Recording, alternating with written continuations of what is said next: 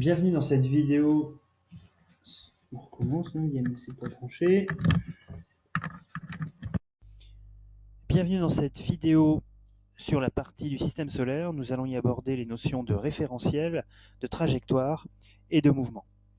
En novembre 2014, la sonde Rosetta s'est approchée d'une comète et a pu y déposer un module appelé Philae. Mais avant d'atteindre la comète, la sonde a suivi une trajectoire assez compliquée, assez particulière.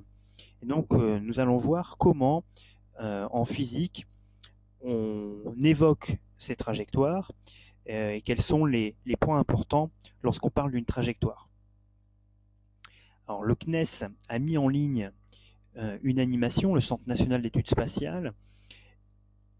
Dans cette animation, ils ont représenté donc, le Soleil, la Terre, Mars et la comète, et puis évidemment la sonde qu'on verra apparaître lorsque j'aurai mis l'animation en route. Et nous, ce que nous allons observer, ce n'est pas tellement les mouvements ici, les corps en mouvement, mais surtout le corps qui ne bouge pas.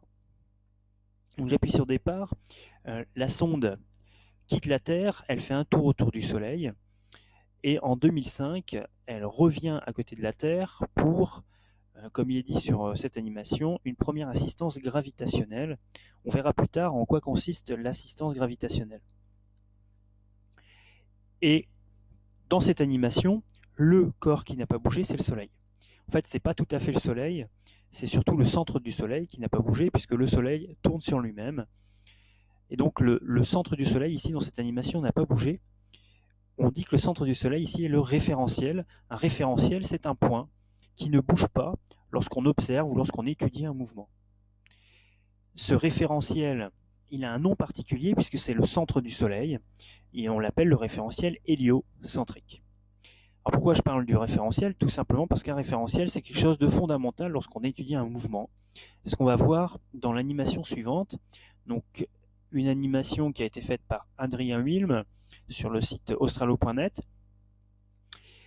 Au départ, on se situe dans le référentiel du sol, qu'on appelle le référentiel terrestre, puisque c'est la surface terrestre qui est considérée comme fixe ici. Les arbres et les collines ne bougent pas, et on a trois voitures qui sont en mouvement. Elles vont de gauche à droite, leur mouvement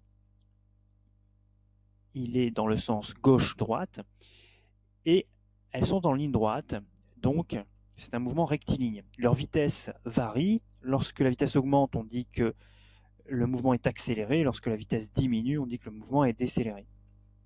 Donc c'est ce qu'on observe dans le référentiel terrestre. Maintenant on va changer de référentiel, on va passer dans le référentiel de la voiture jaune. Dans le référentiel de la voiture jaune ne bouge plus. Par contre, les voitures rouges et bleues continuent à bouger, elles ont toujours un mouvement rectiligne, mais cette fois-ci, leur mouvement ne suit plus un seul sens, il a deux sens. Par rapport à la voiture jaune, donc elles vont ou de gauche à droite, ou de droite à gauche. Elles vont de gauche à droite si elles vont moins vite que la voiture jaune, et elles vont de droite à gauche si elles vont plus vite que la voiture jaune.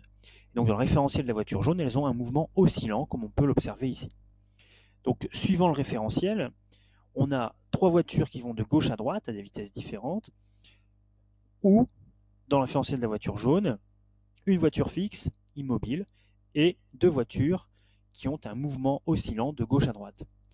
Donc suivant le référentiel choisi, on a des mouvements totalement différents. Et en physique, les mouvements sont appelés d'une manière particulière, d'une manière normée. Donc, si la trajectoire est une droite, on dit que le mouvement est rectiligne.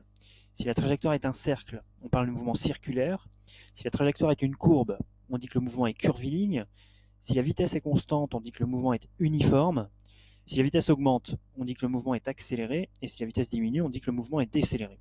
Évidemment, on peut avoir des combinaisons de trajectoire et de vitesse. Par exemple, si la trajectoire est une droite et que la vitesse est constante, on parlera de mouvement rectiligne uniforme.